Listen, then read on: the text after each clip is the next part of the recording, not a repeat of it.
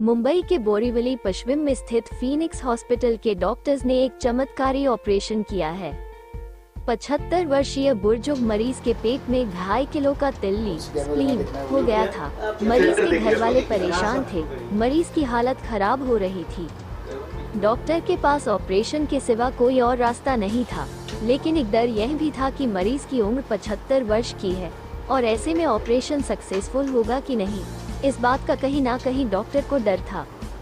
Hospital की तरफ से किया गया है, कितना चैलेंजेस था, क्या था वो चीज, जरा विस्तार में बताइए।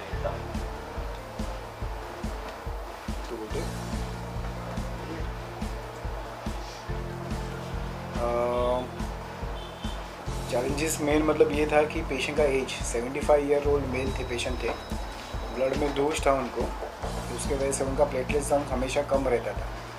इसके वजह से ब्लीडिंग टेंडेंसी काफ़ी बढ़ जाती थी, वीकनेस काफ़ी आ जाता है, उनका वेट लॉस भी होना शुरू हो गया था।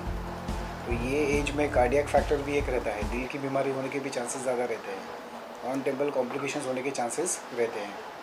इसमें वो ऑपरेशन करना डिफ़िकल्ट थोड़ा जाता है, बट इजीली सक्सेसफुली वो ऑपरेशन हो गया हमारा।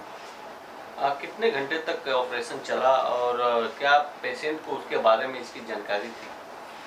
पेशेंट की इसके बारे में जानकारी मतलब उसको कुछ बीमारी है इतना पता है फ़िलहाल, उनके रिलेटिव को सब चीज़ मालूम था, उनसे बैठ के मैंने पूरा डिस्कस किया था।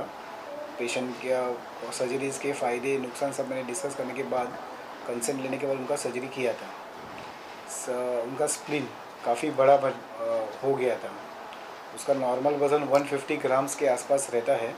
इनका उस बीमारी के वजह से, ब्लड के दोष के वजह से वज़न ऑलमोस्ट 2.5 किलो जितना हो गया था और उनका वेट उसके वजह से ज़्यादा बढ़ भी गया था, लेकिन प्रोटीन्स लॉस भी उतना ही ज़्यादा हो रहा था। सर्जरी 2.5 घंटा तक चला, अनइवेंटफुल। पेशेंट ऑपरेशन के बाद में कंफर्टेबल थे। सर, अगर जो सही वक्त पे इसका ऑपरेशन नहीं किया जाता तो इसका क्या नुकसान हो सकता था और कितने डॉक्टर्स की टीम लगी थी इसको ऑपरेशन करने के लिए? क्या ऑपरेशन से पहले कोई सर्च या कोई रिसर्च भी आप लोगों ने किया था? Patient main bleeding tendencies, weakness, blood loss, उसके लिए एडमिट हुए थे। तो उस दौरान इन्वेस्टिगेशन में पता चला कि उनको ब्लड का कुछ दोष है, नॉन हॉजकिन्स लिम्फोमा करके हम लोग उसको बोलते हैं।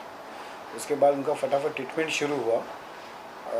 उनको पहले कीमोथेरेपी देके कंट्रोल में थोड़ा सा लाया गया, सब स्टेबल करके मैडम ने फिर उनको वैक्सीनेशंस दिए जो कंपलसरी है। स्प्लीन हमारा ऐसा ऑर्गन है जो निकालने के बाद बॉडी का इम्यूनिटी काफ़ी कम हो जाता है, दूसरे इन्फेक्शन पकड़ने के चांसेस बहुत ज़्यादा हो जाते हैं।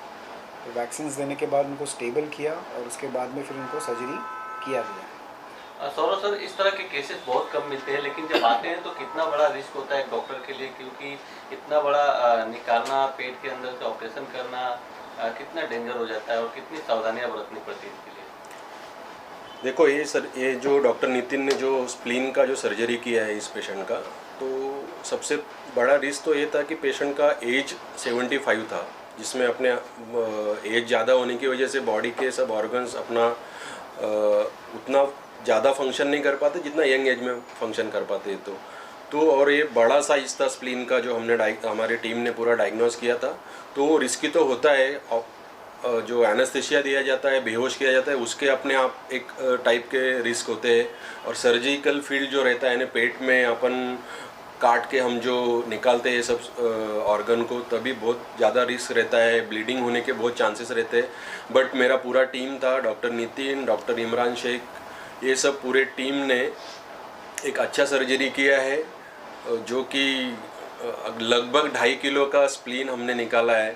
तो मैं डॉक्टर नितिन, डॉक्टर इमरान शेख और पूरे फीनिक्स हॉस्पिटल के जो टीम है उनका मैं बहुत हार्दिक अभिनंदन करता हूँ।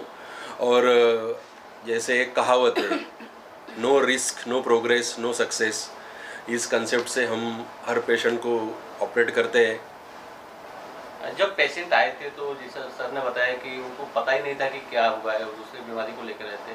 जब आप लोगों को पता चला तो आप लोगों ने पेशेंट को बताया, और क्या हो सकता था अगर सही वक्त पे उनका ऑपरेशन नहीं किया जाता, नहीं निकाला जाता, तो उनके साथ क्या हो सकता था? कितना नहीं, ये स्प्लीन का साइज और बढ़ते जाता था और ये बढ़ने की वजह से उनको पेट बड़ा हो जाता था। फिर पेट बड़ा होने से अपने पूरे बाकी के आजू बाजू के जो अपने ऑर्गन्स यानी अवयव रहते थे उसमें प्रेशर आता था, डिस्कम्फर्ट होता था।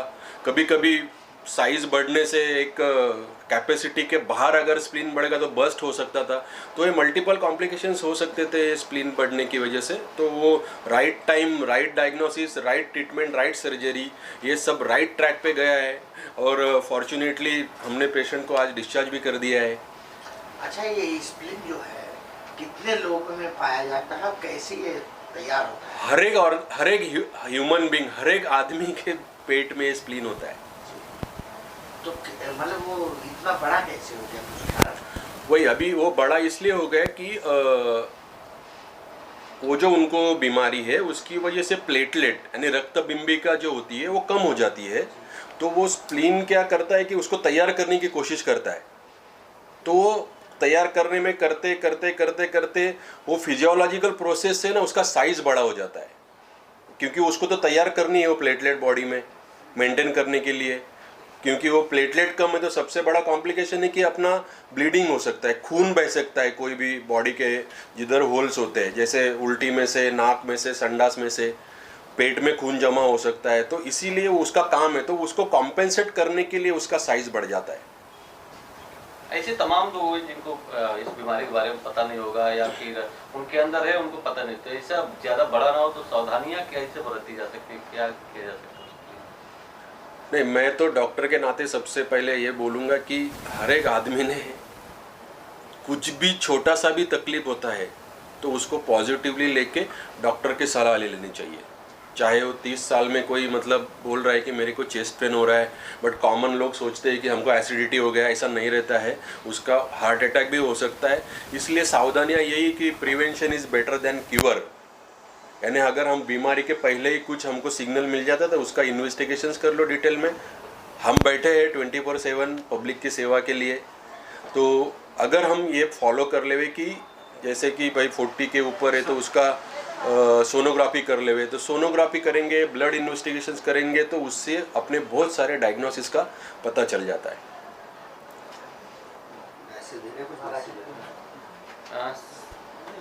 को आपने इसकी जानकारी दी तो उस वक्त उनका किस तरह का रिएक्शन था?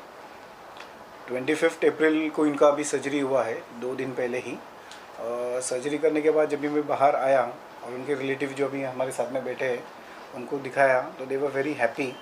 मतलब उन्होंने पहले वही पूछा कि पेशेंट कैसा है करके, तो पेशेंट अच्छा है, कंफर्टेबल था। और उनको मैंने दिखाया, उसके बाद देखने के बाद वो भी थोड़ा सा चकित हो गए की इतना बड़ा कैसे अंदर है करके। स्टेबल केलं आणि त्याच्यानंतर आपण सर्जरीला घेतलं।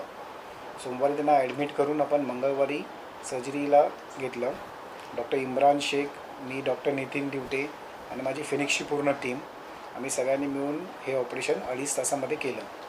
स्प्लीन जे नॉर्मली 150 ग्रामपर्यंत असते आणि साधारण एक 7 ते 8 सेंटीमीटर लाँग असते, ह्यांचं 30 सेंटीमीटर लाँग वाढलेलं होतं आणि त्याचं वजन जवळजवळ 2.5 किलोपर्यंत झालेलं होतं।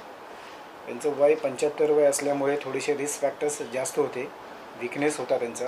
ते आपण ब्लड दिलं त्यांना, प्लेटलेट्स दिले त्यांना, स्टेबल केलं आणि त्याच्यानंतर सर्जरी केली। ऑपरेशननंतर पेशंट कम्फर्टेबल आहेत। दुसऱ्या दिवशी ते स्वतः उठून स्वतःचं आपले काम, जेवण, वॉशरूम जाणे करतात आणि आज 3ऱ्या दिवशी आपण त्यांना डिस्चार्ज करतो आहे।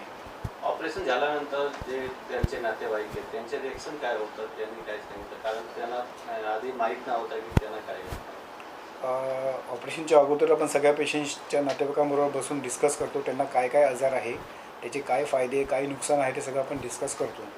रिस्क फॅक्टर्स पण आपण त्यांच्याशी डिस्कस केलेलं होतं, पण मग ऑपरेशन केल्यानंतर एवढं मोठा अवयव बाहेर निघेल अशी अपेक्षा त्यांनाही कदाचित नव्हती, त्यामुळे थोडेसे ते चकित होते। पण अल्टिमेटली पेशंट आपले चांगले आहेत हेच आमच्यासाठी जास्त महत्त्वाचं आहे। बरोबर सर, तुम्ही काय सांगेल किती मोठी यश मिळालं आहे तुमच्या हॉस्पिटलच्या डॉक्टरांना आणि किती चॅलेंजेस होते हा ऑपरेशन? सर्वात महत्त्वाचं चॅलेंज म्हणजे अशा पेशंटला ऑपरेशन करताना एक वय हा जो फॅक्टर असतो जो रिस्की असतो, कारण की ओल्ड एज 75 एज म्हटल्यानंतर त्यांना जेव्हा आम्ही बेशुद्ध करतो, आमची टीम जे ॲनेस्थेशिया डॉक्टर असतात, भूलतज्ञ म्हणतो आपण त्यांना, तर त्याचं मेन म्हणजे हार्ट आम्हाला टेक केअर करायला लागतं. कारण की त्या भूल जी दिली जाते ती पूर्ण बेशुद्ध केली जाते, पूर्ण बॉडी.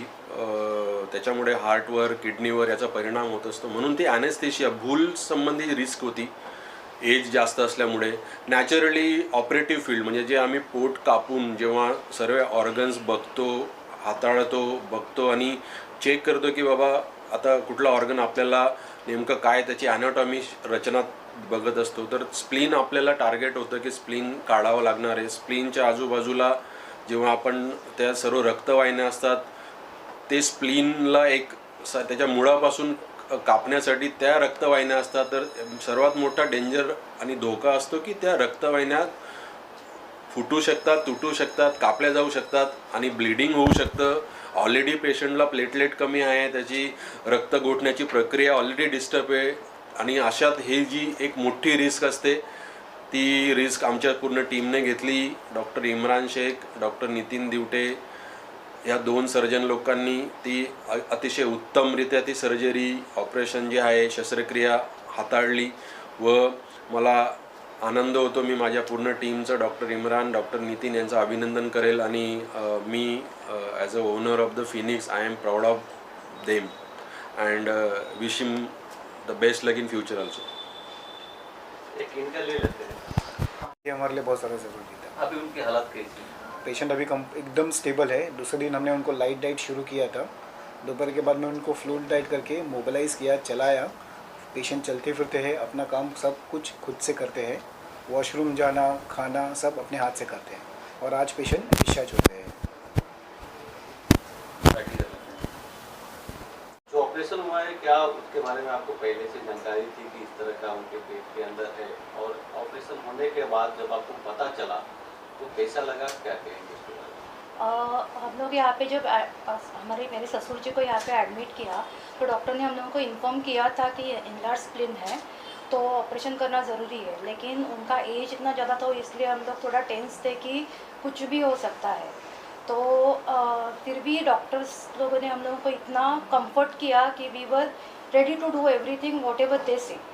तो ऑपरेशन होने के बाद अब इनलार्ज स्प्लीन था लेकिन इतना एक्सपेक्टेड नहीं था कि इतना बड़ा होगा करके, क्योंकि मेरे ससुर जी दुबले पतले हैं तो इट वाज नॉट एक्सपेक्टेड कि इतना बड़ा होगा. फिर भी जब निकाला तो देखा इतना बड़ा है करके तो वी वर सरप्राइज्ड कि इतना बड़ा ऑपरेशन इतना सक्सेसफुल डॉक्टर ने कर दिया. एंड पेशेंट को देखने के बाद तो सबसे ज़्यादा सेटिस्फेक्शन हुआ कि ही इज़ एब्सोल्युटली फाइन.